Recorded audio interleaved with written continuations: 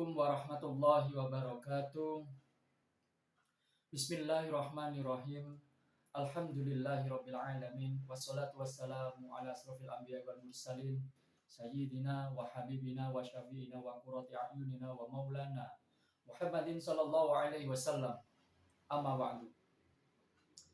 Pada bab ke-16 kali ini adalah mengenai wafatnya baginda Rasulullah sallallahu alaihi wasallam. Bismillahirrahmanirrahim. Al-yauma akmaltu lakum dinakum wa atmamtu alaikum ni'mati wa raditu lakum Islam madina. Yang artinya, pada hari ini telah kusempurnakan agamamu dan telah kusempurnakan pula nikmatku atasmu, serta aku ridho Islam sebagai agamamu. Surat Al-Maidah ayat 3. Nabi Muhammad SAW bersabda, yang artinya, Jibril berkata kepadaku, ya Muhammad, bahwasanya Allah telah menjadikan lautan di balik bukit Qaf. Di dalamnya ada ikan-ikan yang bersolawat kepadamu. Siapa yang menangkapnya seekor, pasti matilah kedua tangannya. Berubahlah ikan tersebut menjadi batu-batuan. Hadis tersebut menyimpan isyarat bahwa orang yang bersolawat atas Nabi Muhammad SAW dan aktif sholat 5 waktu, maka ia bakal terbebas dari siksa malaikat, jabaniyah, dan siksa neraka. Menurut riwayat, ketika ayat tersebut turun, maka menangislah Sayyidina Umar bin Khattab radhiyallahu an. Lalu beliau sallallahu alaihi wasallam bertanya, "Kenapa engkau menangis, hai Umar?" Jawabnya, "Aku menangis sebab kami dalam keadaan memuncak di dalam agama, dan apabila ia telah sempurna, maka pada dasarnya tiada sesuatu yang sempurna kecuali dapat dipastikan berkurang." Kemudian beliau sallallahu alaihi wasallam bersabda, "Benar pendapatmu." Tercantum oleh Abu Su'ud. Tafsir dan asbabun nuzul. Kata al-yaum, huruf lam menunjukkan arti lil'ah, yaitu zaman mendatang, dan hal-hal yang berhubungan dengan zaman terdahulu dan mendatang. Telah diriwayatkan bahwa ayat 3 surat Al-Maidah itu turun ba'da asar, hari Jumat di Arafah bertepatan dengan musim haji wada. Saat beliau sallallahu alaihi wasallam wukuf di Arafah dan bertengger di atas ontanya. Dan sesudah itu tiada satupun ayat tentang perintah yang turun. Dan ketika ayat tersebut turun, beliau sallallahu alaihi wasallam tidak mampu menerimanya sehubungan dengan kandungan dan maknanya, maka bersandarlah beliau sallallahu alaihi wasallam pada ontanya. Dan onta tersebut lantas duduk. Kemudian turunlah Jibril alaihissalam dan berkata, "Ya Muhammad, pada hari ini telah sempurna urusan agamamu, dan selesailah apa-apa yang Tuhan perintahkan kepadamu. Demikian pula apa-apa yang Tuhan melarangnya. Maka himpunlah para sahabatmu, kabarkan kepada mereka bahwasanya aku tidak bakal turun lagi kepadamu sesudah hari ini." Lalu beliau sallallahu alaihi wasallam pulang dari Mekah ke Madinah. Para sahabat dihimpun dan beliau membaca ayat 3 surat Al-Maidah dan mengabarkan kepada mereka tentang berita yang disampaikan oleh Jibril alaihissalam. Mereka menyambutnya dengan penuh kegembiraan. Kata mereka, "Sungguh telah sempurnalah agama kita." Berbeda dengan Abu Bakar radhiyallahu an, yang menerima kenyataan ini dengan penuh keprihatinan. Ia pulang ke rumahnya, pintu ditutup dan langsung menangis siang malam hingga para sahabat yang lain mendengarnya. Mereka pun berhimpun dan langsung mengunjunginya. Lalu bertanya, "Hai Abu Bakar, kenapa engkau menangis padahal kita dalam keadaan senang, gembira menyambut kabar itu? Bukankah Allah Subhanahu wa taala telah menyempurnakan agama kami?" Jawabnya, "Hai kawan, kalian belum menyadari adanya musibah yang menimpa diri kalian. Perhatikan baik-baik. Idza tamma amrum bada taqsuh." Yang artinya bahwasanya apabila suatu urusan telah sempurna atau sudah memuncak, maka terlihatlah nyata kelemahan dan kekurangannya. Dan ayat ini menyimpan berita duka tentang perpisahan kita, yakni antara Nabi Shallallahu Alaihi Wasallam dan para sahabat, dan tentang keadaan Hasan dan Husain yang sebentar lagi menjadi anak yatim piatu keduanya, serta para istri beliau Shallallahu Alaihi Wasallam menjanda semuanya. Maka dengan penjelasan ini menjeritlah di antara para sahabat dan menangislah semuanya. Dan terdengar pula isakan tangis dari selain mereka, yaitu di rumah Abu Bakar. Mereka menghadap Nabi Shallallahu Alaihi Wasallam dan berkata, Ya Rasulullah, kami tidak mengerti kenapa kawan-kawan dari para sahabat pada menangis di rumah Abu Bakar. Maka seketika itu juga berubahlah roman wajah Nabi Shallallahu Alaihi Wasallam. Beliau tegak dan langsung menuju kediaman Abu Bakar, membuktikan mereka yang tengah menangis. Lalu sabdanya, apakah gerangan yang menyebabkan kalian menangis? Sahabat Ali berkata, bahwasanya Abu Bakar menyatakan bahwa dari ayat ini tercium kabar kewafatan Rasulullah Shallallahu Alaihi Wasallam. Benarkah ayat ini membuktikan atas kewafatanmu? Jawab beliau Shallallahu Alaihi Wasallam, betul apa yang dinyatakan oleh Abu Bakar radhiyallahu an. Dan sungguh telah dekat saat perpisahanku denganmu. Aku akan meninggalkan kalian. Dan peristiwa ini memberi isyarat bahwa Abu Bakar radhiyallahu an adalah di antara para sahabat yang lebih pandai. Kemudian ketika hal ini disampaikan kepada Abu Bakar, langsung ia menjerit keras dan tersungkur pingsan. Sayyidina Ali karramallahu wajhah pun gemetar tubuhnya dan para sahabat lainnya menjadi goncang merasa takut.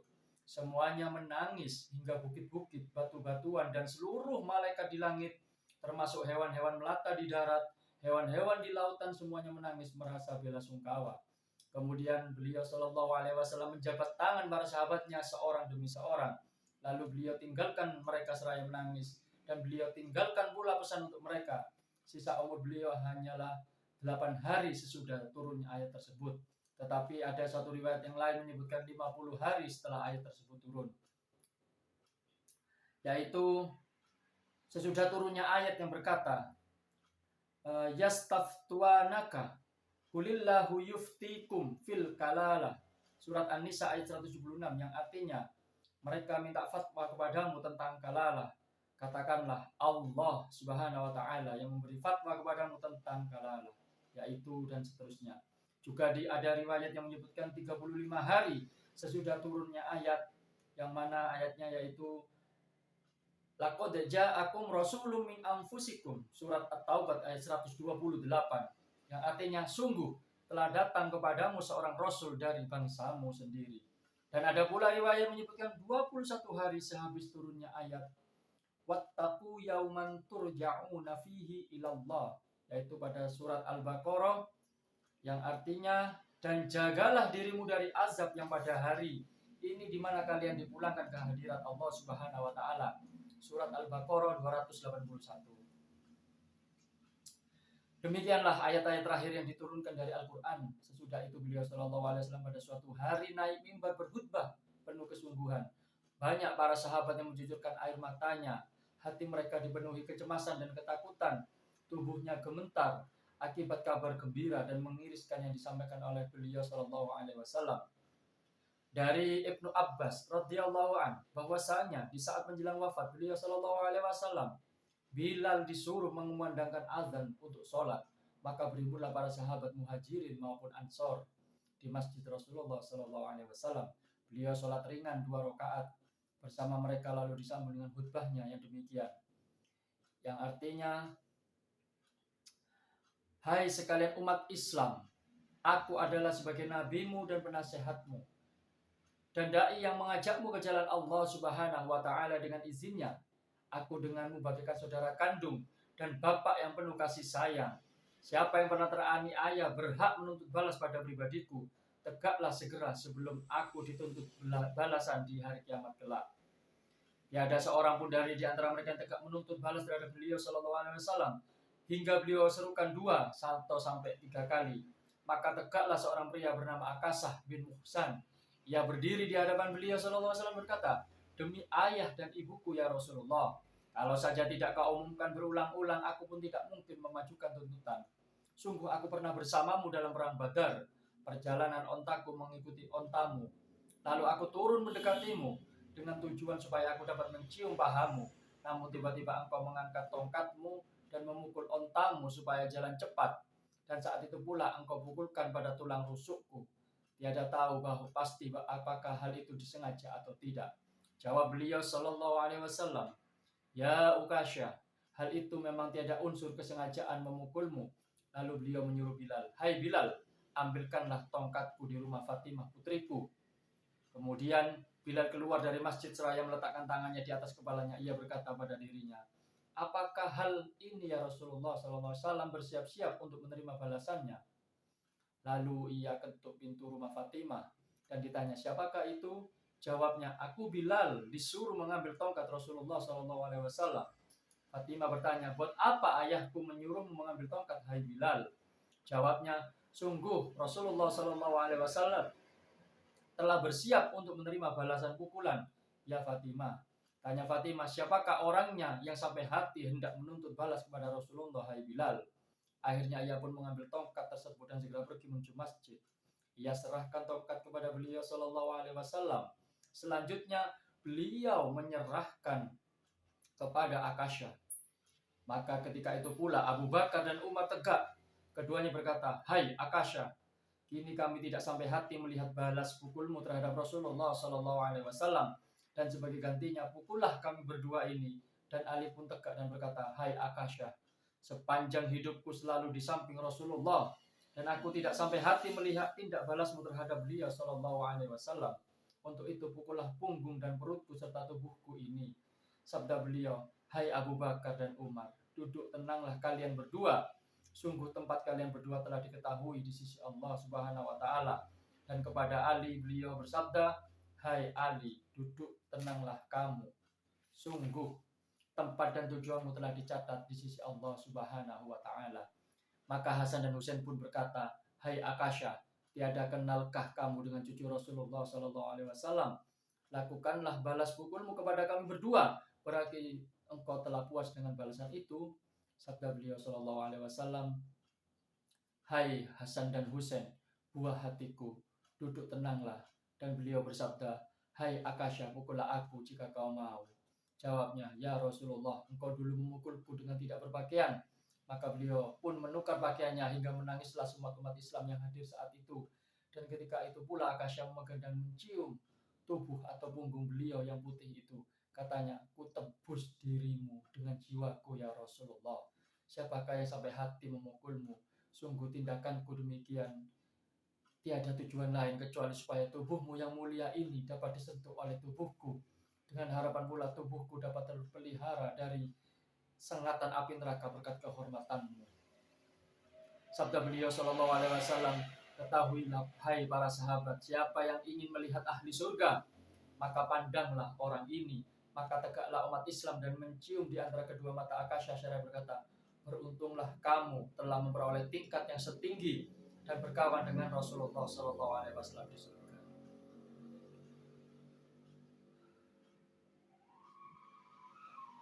Allahumma yassir lana syafa'atahu bi'izzatika wa jalalika. Ya Allah, berikanlah kami kemudahan memperoleh syafaat beliau SAW dengan kemuliaan dan keluhuranmu. Mau'idah hasanah. Ibnu Mas'ud radhiyallahu anhu berkata, menjelang wafat beliau SAW, kami berhimpun di rumah Siti Aisyah. Beliau mengamati kami hingga berdoleh air matanya. Beliau pun bersabda, marhaban bikum, selamat datang bagimu. Semoga Allah selalu mengasihimu. Pesanku, bertakwalah kalian kepada Allah Subhanahu wa Ta'ala dan mematuhi segala perintahnya. Kini telah dekat saat perpisahanku dengan kalian, dan telah dekat pula saat seseorang pulang ke hadirat Allah untuk menghuni surganya.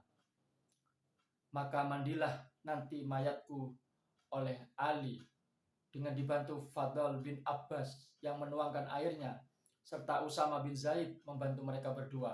Kemudian bungkuslah dengan kafan pakaianku sendiri jika kalian mau, atau kain yaman putih. Dan jika kalian memandikanku, letakkanlah di atas balai tempat tidur di rumahku. Kemudian keluarlah kamu sejenak meninggalkanku.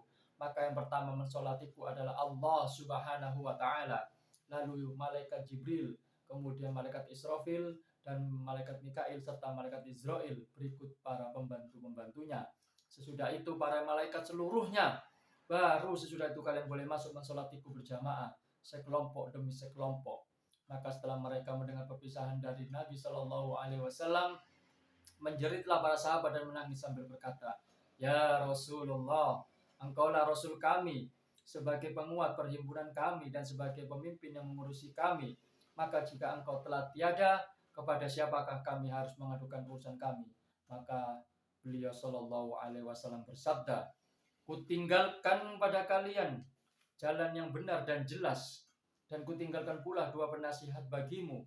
Yang satu pandai bicara sedangkan yang lainnya diam, yaitu adalah Al-Quran dan maut. Ketika kamu menghadapi urusan yang penting, maka pulangkanlah kepada Al-Quran dan As-Sunnah. Dan jika hatimu keras, maka lunakkanlah dengan memetik iktibar dalam hal ihwal maut. Maka sakitlah Rasulullah SAW pada akhir bulan Safar selama 18 hari. Dan para sahabat pun berulang kali menengoknya. Dan penyakitnya mulai pertama jatuh sakit hingga wafatnya adalah sekedar pusing-pusing kepala beliau. Beliau diangkat sebagai Rasul pada hari Senin, maka wafatnya juga pada hari Senin. Di hari Senin itulah penyakitnya meningkat dan menjadi parah. Dan Bilal selesai azan subuh, ia pergi mendekati pintu rumah Rasulullah SAW. Ia uluk salam, tapi yang menjawab hanya Fatimah. Beliau SAW tengah sibuk dengan pribadinya. Dan Bilal pun pulang ke masjid dengan tiada menganalisa jawaban Fatimah tadi. Maka ketika waktu subuh agak terang, Bilal kembali mendekat pintu Rasulullah SAW. Ia uluk salam seperti semula, maka beliau pun mendengar suara Bilal dan mempersilahkan masuk. Sabdanya, masuklah Bilal. Aku tengah sibuk merawat diriku dan penyakitku semakin meningkat atau semakin berat. Karena itulah suruhlah Abu Bakar sholat bersama mereka. Maka Bilal keluar sambil menangis. Ia letakkan kedua tangan di atas kepalanya seraya berkata, aduh, kita tertimpa malapetaka. Terhentilah harapan. Lenyaplah tempat tujuan. Kalaulah ibuku tiada melahirkan diriku. Kemudian ia masuk dalam masjid. Ya Abu Bakar, Rasulullah SAW menyuruh Anda untuk sholat bersama para jamaah yang hadir, sebab beliau tengah sibuk dengan sakit yang menimpa dirinya. Maka tatkala Abu Bakar melihat pengimaman Rasulullah SAW kosong, ia pun menjerit akibat tidak tahan dengan perasaan ibanya. Ia jatuh tersungkur tiada sadar. Maka jamaah pun gaduh hingga beliau SAW mencium kegaduhan tersebut. Sabdanya, ya Fatimah, apakah yang terjadi di pagi ini dengan kegaduhan itu? Jawabnya, hal itu akibat engkau tiada hadir. Maka beliau pun memanggil Ali dan Fadl bin Abbas.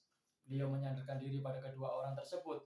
Lalu beliau keluar menuju masjid untuk sholat subuh berjamaah 2 rakaat. Sehabis sholat beliau menghadap kepada jamaah dan bersabda, wahai umat Islam, kalian di dalam pemeliharaan Allah Subhanahu wa Ta'ala dan perlindungannya, bertakwalah kepadanya dan mematuhi segala perintahnya. Sungguh pada hari ini aku bakal meninggalkan dunia fana ini sekaligus memasuki alam akhirat, dan pada hari inilah akhir hayatku di dunia. Kemudian beliau tegak dan pulang ke rumahnya. Maka Allah Subhanahu wa Ta'ala menyuruh malakul maut, firman-Nya, turunlah kamu untuk kekasihku dengan bentuk terbaik dan jalankan tugasmu sehalus-halusnya dalam mencabut ruhnya. Jika ia mengizinkanmu masuk, maka masuklah kamu. Tetapi kalau tidak, maka pulanglah kamu, jangan masuk. Dengan serta-merta malakul maut turun dengan bentuk orang Badui berkata, Assalamualaikum ya ahlal baitin nubuwati wa ma'danar risalah. Yang artinya, salam sejahtera tetaplah bagimu hai keluarga penghuni kenabian dan sumber risalah. Bolehkah aku masuk? Jawab Fatimah, ya hamba Allah, bahwasanya Rasulullah SAW tengah sibuk dengan sakitnya. Lalu malaikat maut memanggil yang kedua kalinya dengan ucapan, Assalamualaikum ya Rasulullah wa ya ahla baitin nubuwah. Yang artinya, salam sejahtera tetap bagimu ya Rasulullah dan seluruh penghuni keluarga kenabian. Bolehkah aku masuk? Maka beliau pun mendengar suara malakul maut yang bersabda, ya Fatimah, siapakah yang berada di ambang pintu? Jawab Fatimah, seorang Badui yang memanggil, dan aku telah mengatakan padanya bahwa Rasul tengah sibuk dengan sakitnya. Kemudian malaikat maut memanggil yang ketiga kalinya dengan panggilan serupa. Lalu ia memandang tajam kepadaku hingga gemetarlah tubuhku. Hatiku takut dan bergeraklah seluruh sendi tulangku seolah terputus sendi satu dengan yang lainnya, dan menjadi pucatlah wajahku. Beliau SAW sabda, tahukah kamu siapa dia itu ya Fatimah? Jawabnya, tidak kenal. Sabdanya, dialah malaikat yang melenyapkan segala kelezatan, menghentikan segala macam bentuk nafsu syahwat. Dia pula lah yang memporak-porandakan perhimpunan dan membuat sepi penghuni rumah, serta membuat ramai suasana alam kubur. Maka menangislah Fatimah sekeras-kerasnya. Sahutnya, aduh celaka dengan kewafatan Nabi terakhir. Sungguh malapetaka besar menimpa kami dengan wafatnya manusia mulia yang paling bertakwa. Terhentilah dari bimbingannya dan penyesalan bagi kami akibat terhentinya wahyu langit. Sungguh aku terhalang mendengar sabdamu dan tiada lagi ku dengar untuk salammu sesudah hari ini. Sabda beliau sallallahu alaihi wasallam, ya Fatimah, janganlah engkau menangis, sebab engkaulah orang pertama dari keluargaku yang dapat berjumpa denganku. Maka beliau pun mempersilahkan masuk malakul maut, dan ia masuk seraya uluk salam pada Rasulullah sallallahu alaihi wasallam. Lalu dijawablah salamnya oleh beliau.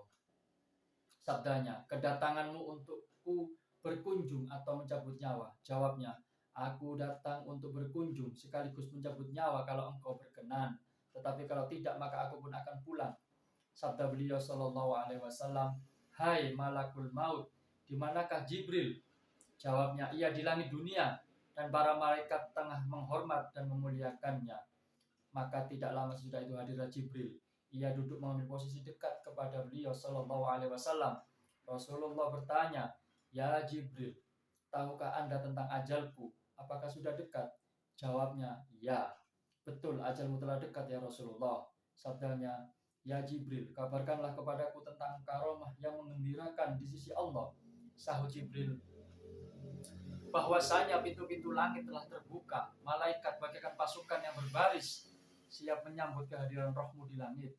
Semua pintu surga pun telah terbuka dan seluruh kerabatnya, para bidadari-bidadari telah menghias diri siap menyambut kehadiran rohmu. Ucap beliau sallallahu alaihi wasallam, alhamdulillah. Kemudian sabdanya pula, ya Jibril, sampaikanlah kabar gembira kepadaku tentang keadaan umatku kelak di hari kiamat. Jawabannya, ya, bahwasanya Allah Subhanahu wa taala berfirman, bahwasanya semua nabi dilarang masuk surga sebelum engkau memasukinya terlebih dahulu. Demikian pula seluruh umat dilarang memasuki surga sebelum umatmu memasuki terlebih dahulu. Sabdanya, kini puaslah hatiku dan lenyaplah rasa sedihku. Akhirnya beliau pun menyuruh malakul maut untuk mendekati. Sabdanya, hai malakul maut, mendekatlah kepadaku. Maka ia pun mendekat dan mulailah dengan tugasnya mencabut rohnya. Dan saat roh sampai di pusat, beliau sallallahu alaihi wasallam bersabda, ya Jibril, dahsyat benar rasa maut ini. Jibril pun berpaling dan berkatalah beliau sallallahu alaihi wasallam, ya Jibril, tiada sukakah Anda memandang wajahku? Jawabnya, ya Habibullah, siapakah yang sampai hati memandang wajahmu yang tengah menghadapi sakaratul maut? Dari Anas bin Malik radhiyallahu anhu berkata, adalah ketika roh Nabi sallallahu alaihi wasallam di bagian dada, beliau bersabda, aku berpesan supaya kalian memelihara sholat dan hal-hal yang menjadi tanggung jawabmu. Pesan atau wasiat tersebut beliau ulangi hingga terhentilah bicaranya. Sayyidina Ali karamallahu wajhah berkata, bahwasanya Rasulullah sallallahu alaihi wasallam menjelang akhir hayatnya, beliau gerakkan bibir 2 kali. Aku pun memperhatikan baik-baik ucapan terakhirnya, umatku, umatku. Beliau ucapkan pelan-pelan sampai dicabutlah roh beliau sallallahu alaihi wasallam tepat pada hari Senin bulan Rabiul Awal. Falau kanatid dunya tadumu liwahid lakana Rasulullah fiha mukhallada. Kalau saja di dunia ini kekal bagi seseorang, pasti Rasulullah sallallahu alaihi wasallam orang yang berhak hidup kekal di atasnya. Ada riwayat yang menyebutkan bahwa Ali membaringkan jenazah Rasulullah sallallahu alaihi wasallam untuk dimandikan. Lalu terdengarlah suara keras dari sudut rumah yang melarang Ali, hai Ali, Muhammad jangan dimandikan, sebab ia orang yang suci dan disucikan. Namun Ali meragukan kebenaran suara itu. Lalu ia bertanya, siapakah engkau yang bersuara tanpa rupa? Padahal Rasulullah telah menyuruh diriku untuk memandikan. Dan pada saat yang sama terdengar pula suara yang menangisnya, ya Ali, lanjutkanlah engkau memandikan Muhammad. Ketahuilah bahwa suara pertama adalah dari iblis. Ia iri kepada Nabi Shallallahu Alaihi Wasallam dan ingin ia menghasutmu supaya beliau Shallallahu Alaihi Wasallam dimakamkan tanpa dimandikan. Sahut Ali, semoga Allah berkenan membalas kebaikanmu atas pemberitahuan padaku bahwa suara pertama adalah iblis yang terkutuk. Dan siapakah engkau ini? Jawabnya, akulah Hidir atau Nabi Hidir. Kedatanganku sengaja untuk menghormat jenazah Nabi Muhammad SAW. Maka Ali pun memandikan jenazah beliau dan Fadl bin Abbas serta Zaid bin Usama. membantu menuangkan airnya. Jibril pun datang dengan membawa obat dari surga untuk mengawetkan jasad beliau sallallahu alaihi wasallam.